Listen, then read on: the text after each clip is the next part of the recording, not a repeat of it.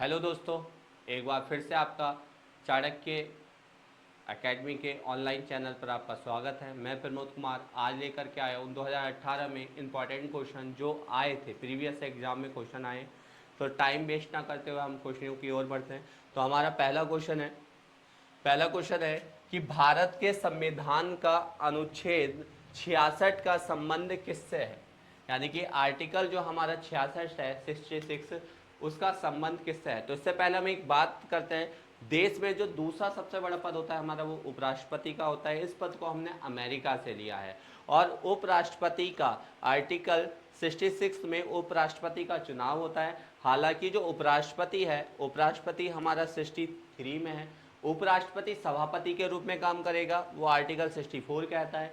उपराष्ट्रपति राष्ट्रपति की अनुपस्थिति में काम करेगा, वो आर्टिकल 65 कहता है। और आर्टिकल 66 में राष्ट्रपति की चुनाव के बारे में है और 66 में ही यहीं पर इसके बारे में योग्यता है कि उपराष्ट्रपति बनने के लिए क्या क्या योग्यता चाहिए, जैसे किसी लाभ के पद पर ना हो, भारत का नागरिक हो, पागल या दिवालिया ना हो, 35 वर्ष की आयु पूरी कर चुका हो, राज्यसभा का सदस्य बनने योग्य हो, 15,000 रुपये जमानत धनराशि हो और 20 प्रस्तावक और 20 अनुमोदक हो। तो अगले क्वेश्चन की ओर चलते हैं हम।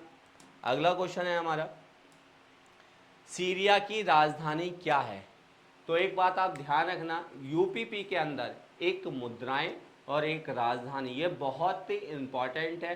हर बार ये एग्जाम में पूछे जाते हैं कि इसकी मुद्रा क्या है, खासकर हमारे पड़ोसी देशों की या यूरोपियन देशों की। तो इसके बारे में 2018 के शिफ्ट में ये वाला क्वेश्चन आया था कि सीरिया की राजधानी क्या है। तो इसकी राजधानी क्या है, दमिश्क है। यहीं पर राजधानियां जरूर याद कर लेना पड़ोसी देशों की। अगले क्वेश्चन की हम बात करते हैं। अगला क्वेश्चन है हमारा, अगला क्वेश्चन देखो मुद्रा से संबंधित है। मैंने भी कहा एक राजधानियां और कुछ देशों की मुद्राएं, जैसे कि हम ऑफलाइन क्लासों में लिखवा देते हैं। यहाँ पे इतना टाइम नहीं तो इसको हम लिखवा देते हैं या एक वीडियो हम इसकी भी बना लेंगे कि कौन कौन सी इंपॉर्टेंट राजधानी है या मुद्रा है। अगला क्वेश्चन हमारे, म्यांमार की मुद्रा किससे संबंधित है। तो म्यांमार में हमारे कौन सी मुद्रा चलती है, कयात मुद्रा। वहाँ की मुद्रा को हम क्या कहते हैं, कयात कहते हैं। अगला क्वेश्चन देखते हैं। अगला क्वेश्चन है हमारा, अफ्रीका महाद्वीप का सबसे अधिक आबादी वाला देश कौन सा है। तो दोस्तों पूरी दुनिया में सबसे ज़्यादा आबादी वाला देश हमारा भारत बन चुका है। पहले नंबर पे पहले चाइना आता था, लेकिन अब चाइना की जगह भारत प्रथम स्थान पर आ गया जनसंख्या में। और भारत के अंदर भी सबसे पहले स्थान पर जो आता है हमारा यूपी आता है। अगर डेंसिटी की बात पूछा जाए तो बिहार में आती है बात करें। और यूपी के अंदर अगर सबसे ज़्यादा डिस्ट्रिक्ट वाला जिला पूछा जाए डेंसिटी के आधार पर तो हमारा गाजियाबाद आता है। बात करें अफ्रीका में, तो अफ्रीका में सबसे ज़्यादा आबादी वाला देश कौन सा है, हमारा नाइजीरिया। अफ्रीका जो कि हमारा दूसरा सबसे बड़ा महाद्वीप है, यहाँ की सबसे ऊंची चोटी का नाम किलिमंजारो है।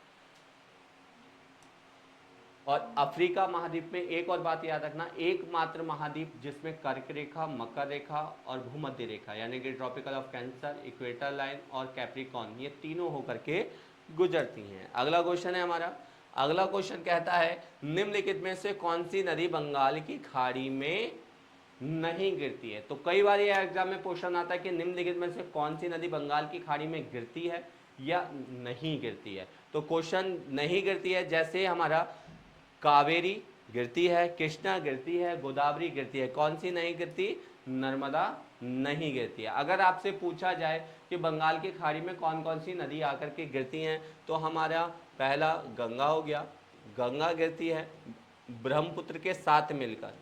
हालांकि गंगा और ब्रह्मपुत्र मिलाकर दोनों मेघना नदी का निर्माण करते हैं, जो कि गंगा बांग्लादेश में पद्मा बन जाती है और ब्रह्मपुत्र बांग्लादेश में जमुना, और दोनों मिलकर के एक संयुक्त दरार मिलकर के आपका मेघना नदी का निर्माण करती हैं। तो गंगा, ब्रह्मपुत्र, गोदावरी, गोदावरी, कृष्णा, कावेरी, महानदी, महानदी, पेन्नार, ताम्रपाणी, ये सारी की सारी नदियाँ कहाँ गिरती हैं, बंगाल की खाड़ी में जाकर के गिरती हैं। तो दोस्तों अगला क्वेश्चन की ओर चलते हैं। अगला क्वेश्चन हमारा कहता है 11 दिसंबर 2014 को संयुक्त राष्ट्र ने संकल्प यानी कि आपका 69 और 131 द्वारा योग के अंतर्राष्ट्रीय दिवस के रूप में किसे घोषित किया है। सीधा सीधा क्वेश्चन यह है कि 2014 में योग दिवस किस दिन घोषित हुआ है। तो 2014 से हमारा किस दिन घोषित हुआ है, 21 जून।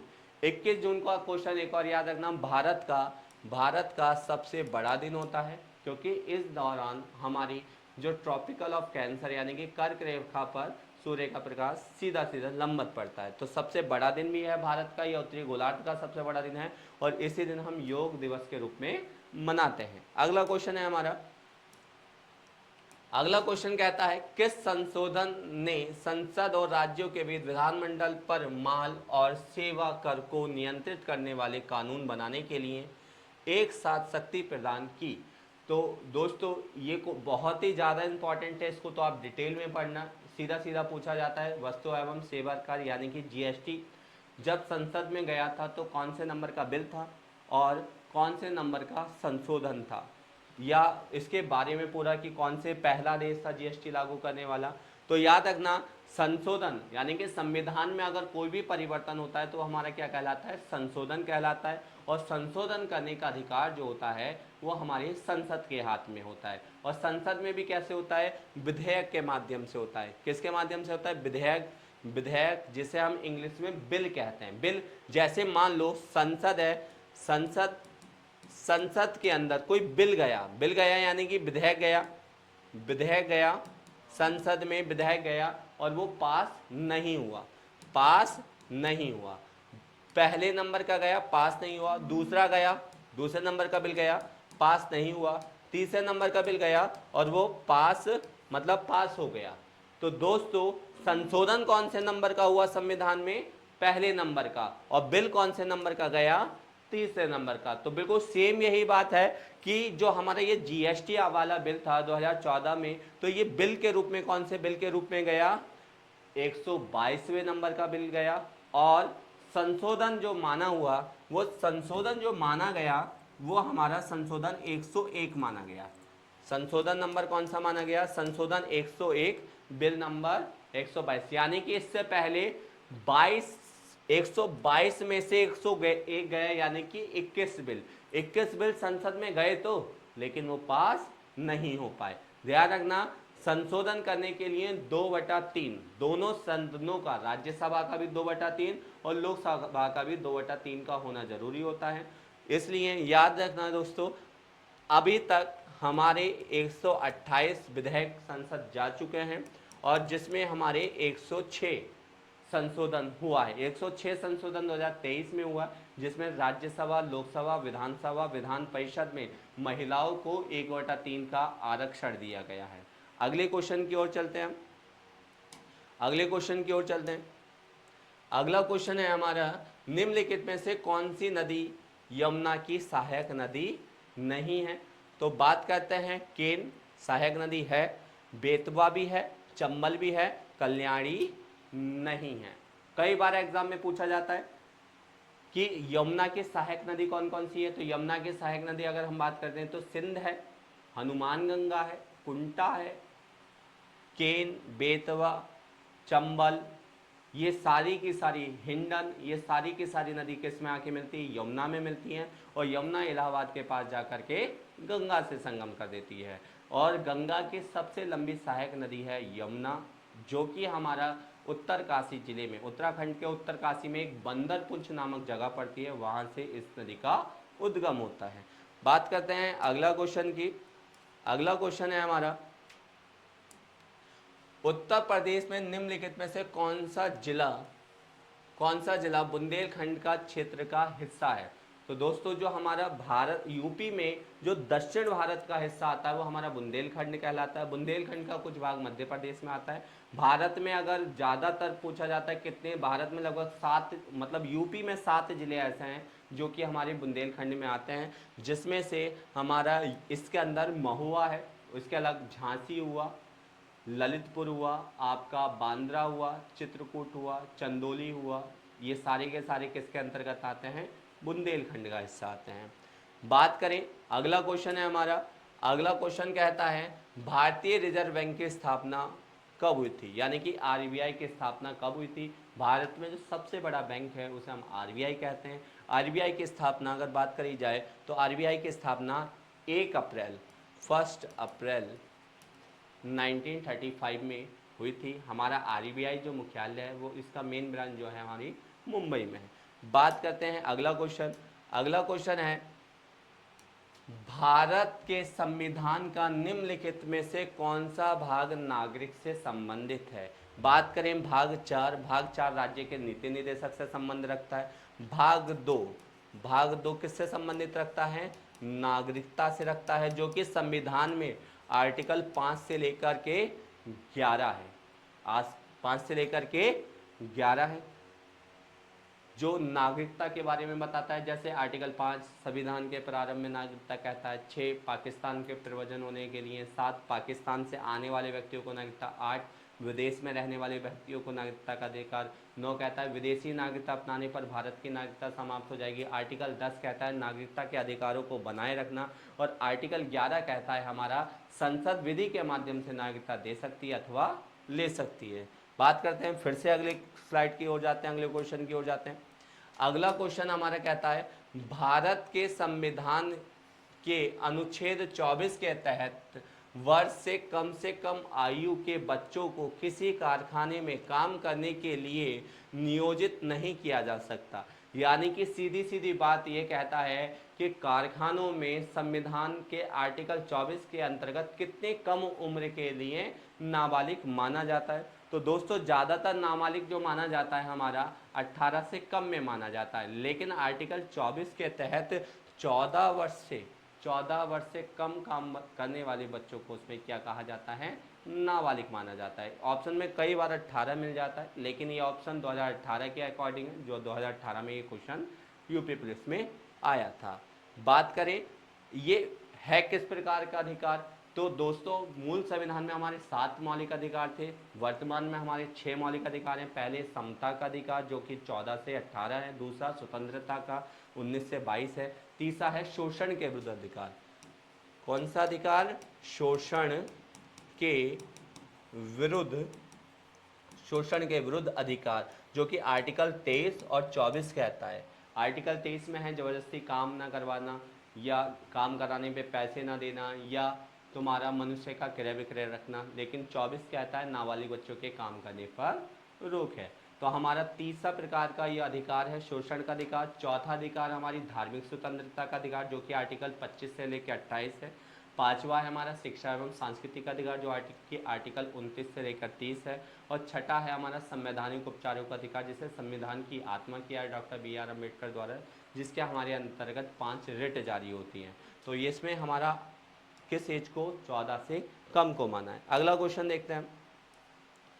अगला क्वेश्चन क्या कहता है हमारा, भारत के संविधान का निम्नलिखित में से कौन सा अनुच्छेद राष्ट्रपति के चुनाव की प्रक्रिया से संबंधित है। तो देश में दोस्तों सबसे बड़ा पद जो है हमारा राष्ट्रपति का है, जो कि संविधान के भाग 5 में आता है। और भाग 5 के अंतर्गत अगर भाग 5 की बात भी करें तो भाग 5 में हमारा राष्ट्रपति जो शुरू होता है आर्टिकल 52 से शुरू होता है। देश में सबसे बड़ा पद होता है हमारा राष्ट्रपति का। जैसा हमारी बॉडी के अंदर जो सबसे बड़ा होता है, मेन जो होता है लीवर होता है, लीवर हर चीज़ को काम करने का काम करता है, इसी प्रकार हमारे देश का जो लीवर कहलाता है वो राष्ट्रपति।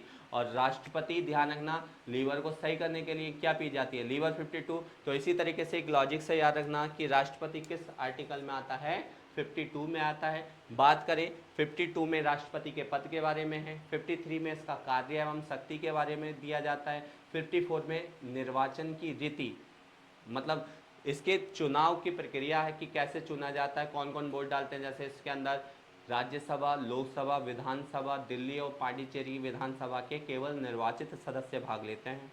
और यहीं पर आर्टिकल जो 55 कहता है वो उसकी रीति रिवाज की कैसे चुना जाता है, जैसे अप्रत्यक्ष रूप से, गुप्त मतदान के द्वारा, एकल संक्रमणीय और आपका समान अनुपातिक रूप में चुना जाता है।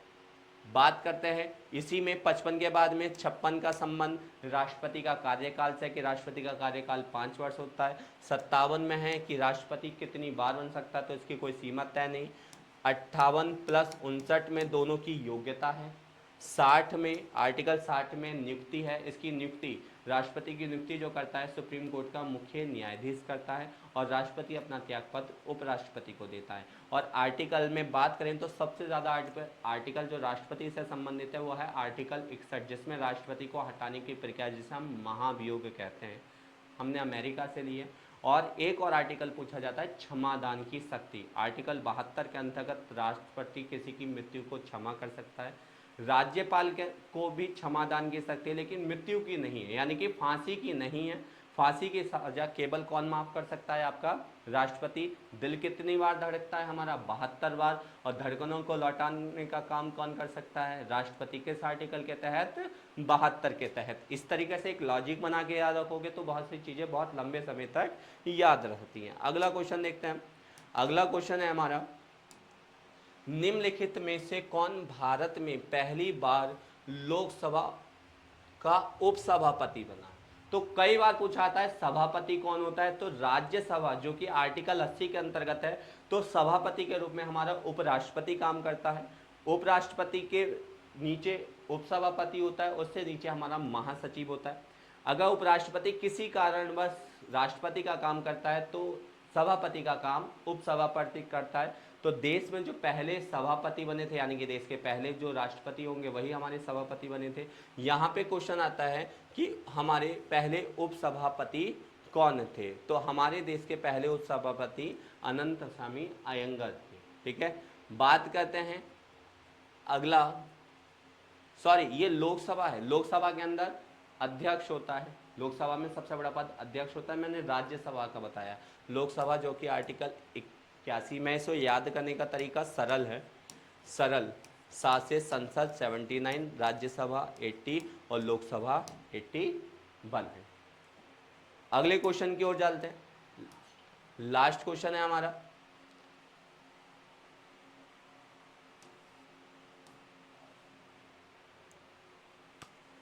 दोस्तों लास्ट, मैंने सोचा लास्ट है, चलो इतना ही है। अगर वीडियो समझ में आए, क्वेश्चन समझ में आए, इन क्वेश्चनों को रट लेना, तो वीडियो को एक बार लाइक कर देना, कमेंट्स करना और लोगों में सब्सक्राइब करना। Thank you.